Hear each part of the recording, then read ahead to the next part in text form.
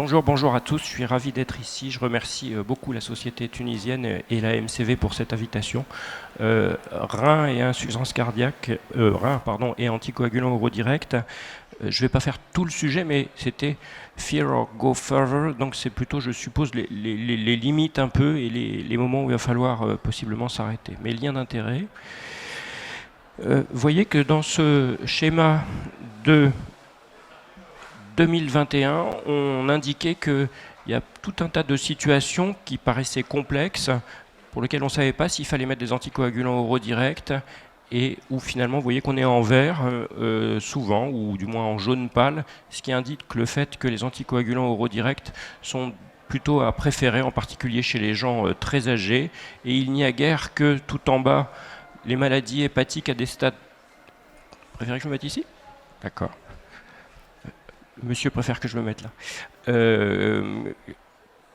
Et alors, j'ai un pointeur ou pas spécialement peu importe. Tout en bas, en rouge, vous voyez que dans les maladies hépatiques avancées, on ne peut pas compte tenu du métabolisme. Et puis, vous voyez, la deuxième ligne, ce sont les insuffisances rénales terminales et les dialyses, pour lesquelles c'est la seule ligne pour lesquelles les couleurs sont un peu nuancées.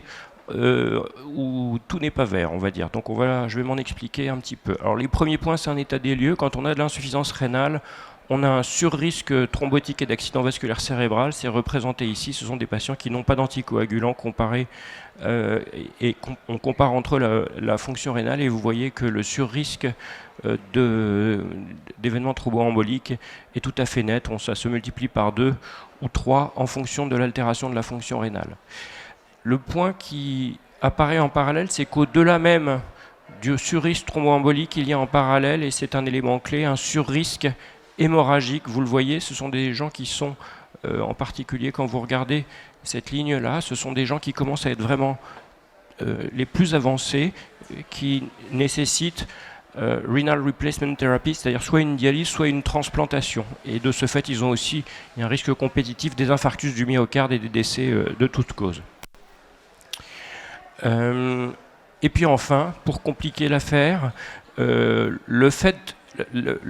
fonction rénale, c'est pas quelque chose qui est stable, c'est quelque chose qui est dynamique, qui progresse, et il se trouve que ça progresse encore plus vite en cas de fibrillation atriale, et c'est un des problèmes de la maladie, et vous verrez que c'en est même à se demander si les traitements ne contribuent pas de temps en temps à l'aggravation de la fonction rénale. Alors, le premier niveau, c'était, on va dire, pour l'insuffisance rénale modéré, on va dire, dans les essais principaux, les 4 essais randomisés, quand on regardait dans la méta-analyse et qu'on regardait par sous-groupe des gens qui n'avaient pas d'insuffisance rénale complètement à droite, des gens qui avaient une fonction rénale qui commençait à se dégrader, 50 à 80, et puis tout à gauche, ceux qui étaient un peu insuffisants rénal, moins de 50, c'est quand même pas le drame, mais ça commence, et bien vous voyez qu'il y avait un élément qui était favorable, c'est-à-dire que comparé aux antivitamines K, les anticoagulants oraux directs permettaient de diminuer le risque d'accident vasculaire cérébral de manière peut-être même plus marquée que dans les autres groupes. Et puis le bénéfice majeur de prévention des événements hémorragiques était confirmé, voire même encore plus net. Donc on se disait, les insuffisants rénaux en tirent encore peut-être plus de bénéfices. Est-ce que ça se confirmait en vraie vie ? Il y a cette étude faite avec le rivaroxaban qui a le mérite d'être prospective, des effectifs de taille moyenne, mais je le répète à nouveau, prospectif. Les patients étaient différents. On le sait que souvent les antivitamines K sont précisément donnés en cas d'insuffisance rénale peut-être plus avancée. C'était des patients qui avaient entre 15 et 50 de DFG. Donc on a réajusté après coup pour essayer de les rendre les plus comparables, et il semblait effectivement que sous rivaroxaban, vous voyez le bénéfice clinique net et les différents événements, que ce soit décès, accident vasculaire cérébral, un peu moins pour les saignements, mais vous voyez qu'on avait l'impression qu'on avait ce signal que les anticoagulants oraux directs faisaient plutôt mieux que les antivitamines K. Alors je reviens sur ce point, je ne vais pas tout redétailler, mais que la fonction rénale elle-même peut-être se dégrader avec les anticoagulants, et c'est quelque chose qui paraît peut-être pas très intuitif. Pourquoi ? Et dans la fibrillation atriale, il y a plein de raisons finalement. Il peut y avoir des micro-emboles dans le rein, c'est pas bon pour le rein. Il peut y avoir des micro-saignements dans le rein, c'est pas bon pour le rein. Il peut y avoir des fluctuation de l'INR qui fait qu'il y a à la fois du micro-embole et du micro-saignement. Peut-être même qu'avec les antivitamines K, les néphrologues nous disent qu'il y a des phénomènes de calcification, et tout ça fait que ça n'est pas bon pour le rein et qu'on dégrade la fonction rénale, possiblement avec les anticoagulants, au-delà même de la maladie. Et donc cette étude faisait un peu la synthèse où on regardait la dégradation de la fonction rénale avec différentes manières de voir, soit le DFG s'aggravait, soit la créatinine doublait, soit il y avait un phénomène d'insuffisance rénale aiguë, soit il y avait de l'insuffisance rénale chronique, et vous voyez que dans tous les cas, c'est en rouge la warfarine, les antivitamines K qui font plus mal, alors que les anticoagulants au rond direct sont, semble-t-il, moins défavorables pour l'évolution de la fonction rénale. Donc ça, c'est quand même, pas néphrologue, mais enfin, c'est quand même un point qui est plutôt favorable en soi. On peut en partir de ce point-là, c'est qu'il y a des adaptations de dose pour les anticoagulants oraux directs dans la fibrillation atriale.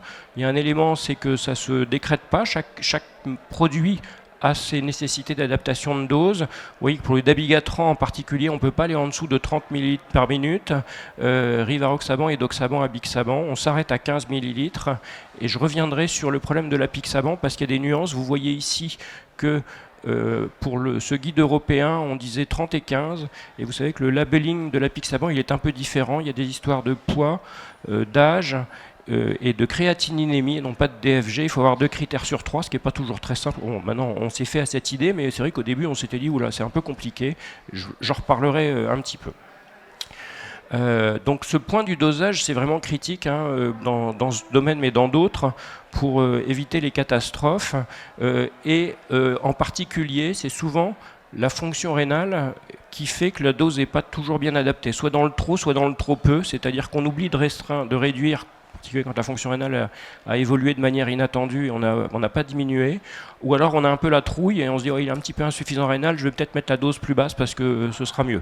Donc on a des gens ici surdosés, alors il y a beaucoup qui sont bien dosés, mais enfin, vous voyez des gens qui sont soit surdosés, soit sous-dosés du fait de la fonction rénale, et vous voyez ce qui leur arrive.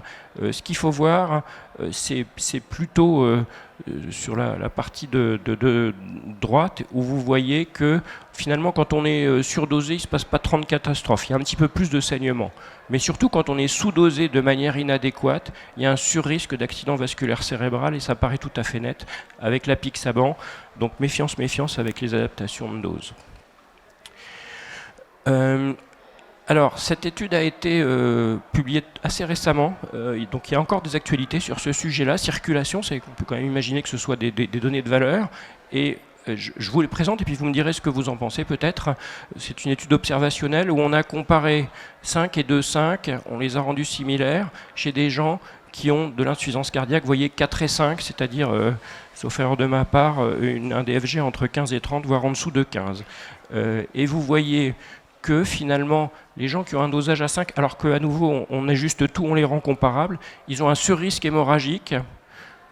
Donc ça c'est tout à fait net. Et pour autant, il n'y a pas de bénéfice sur le risque d'AVC. Donc on a l'impression que vraiment, ces gens, il suffit de donner leur faible dosage. Et alors, la conclusion, elle est peut-être un petit peu spéculative, mais c'est la dernière de l'abstract qui disent, finalement, c'est peut-être mieux de prendre les critères européens qui sont simplement sur des critères de DFG plutôt que sur le labeling de la FDA qui est celui finalement de la compagnie, c'est-à-dire 2 critères sur 3, puisqu'il n'y a pas forcément... ce critère simplement de DFG fait la différence sur le surrisque de saignement. Donc cela aussi, peut-être que c'est un élément un petit peu nouveau. Alors, est-ce qu'il y aurait moyen de surveiller ces gens? C'est le problème, c'est que cette fonction rénale, ça va en évoluant.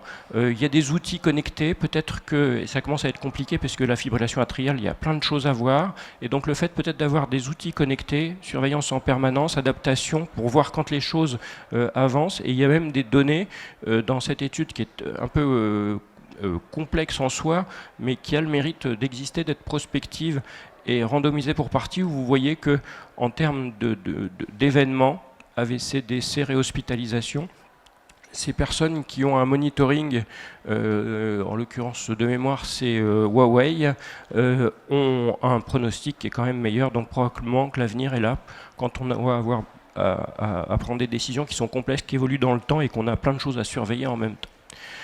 Alors j'en viens aux formes finalement les plus graves de l'insuffisance rénale. On est à peu près convaincu que 30 à 50, pas de problème. 15 à 30, on cadre à peu près. Et donc là, on va encore plus loin. Les gens qui sont end stage, c'est-à-dire ceux qui sont à moins de 15 possiblement, c'est comme ça que je l'interprète. Et puis vous verrez aussi le problème des dialyses. Alors méta-analyse de différentes données qui sont observationnelles. D'abord pour les antivitamines K, y a-t-il un bénéfice à les soigner? On a l'impression qu'il y a une tendance pour le risque d'accident vasculaire cérébral, 0,74, moins 26% d'AVC, mais ça n'est pas significatif sur toutes les données dont on dispose avec les antivitamines K, et un surrisque hémorragique 1,21 qui, lui, existe. Donc peut-être que c'est pour ça que les néphrologues étaient quand même un peu hésitants, même à prescrire des antivitamines K. D'ailleurs, c'est peut-être pour ça qu'ils ont mieux documenté les mécanismes et ce dont je vous parlais avec les calcifications.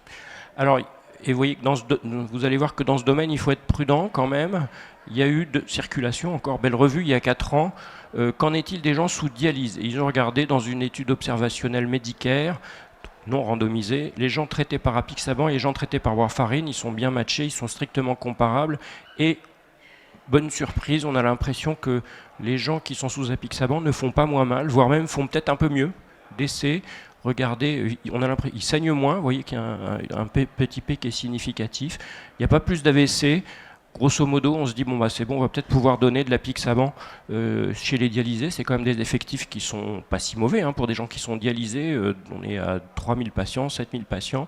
Et on était presque sur cette tendance. Bon, bah, on n'a pas laissé, on ne l'aura pas, mais peut-être qu'on pourrait commencer. Alors en fait, il y a une étude qui était programmée pour ça, qui est l'étude rénale, avec le même apixaban, prospective randomisée. On avait prévu d'en faire 760, exactement le même profil de patients. Et les résultats, les voilà. D'abord, l'étude, elle a dû être arrêtée parce qu'on n'arrivait pas à recruter. 2019, je me demande s'il n'y a pas eu un problème de Covid, mais finalement, vous voyez, au lieu d'en faire 700, on en a fait péniblement 160. Ils ont arrêté parce qu'ils n'arrivaient pas à recruter puis que ça ne prenait pas la bonne tournure. Vous voyez que l'apixaban, cette fois, et de manière totalement contradictoire par rapport à celle que je viens de vous montrer, il y a plutôt un surrisque hémorragique. Et donc je pense que c'est pourquoi, sur cette première diapositive où le paysage était quand même nuancé pour les pathologies rénales, ça peut être un des éléments d'explication. Donc en conclusion, comme je viens de vous le montrer, il y a une différence entre ce qu'on trouve dans les essais randomisés et les études observationnelles, et parfois c'est même dans l'autre sens. Il y a des différences entre ce qu'on trouve dans les études observationnelles et ce qu'on fait ensuite dans les essais randomisés, en particulier dans le cas de l'insuffisance rénale. Globalement, il semble que le bénéfice soit comparé, soit préservé chez ces patients-là quand on n'est pas au stade ultime, on va dire, de la maladie rénale. Ce qu'il ne faut pas perdre de vue non plus, c'est que comme ce sont des gens qui sont à risque très élevé, la même quantité de bénéfices relatifs fait à la fin un bénéfice absolu plus important. Donc plus vous les traitez, moins quand même c'est chez ces gens-là qu'il y a beaucoup d'événements. Et puis les nouvelles technologies sont peut-être des moyens dans les années qui viennent pour essayer d'améliorer ces choses qui sont complexes, évolutives, et pour aller vers ce qu'on appelle de la médecine de précision ou de la médecine individualisée. Voilà, je vous remercie de votre attention.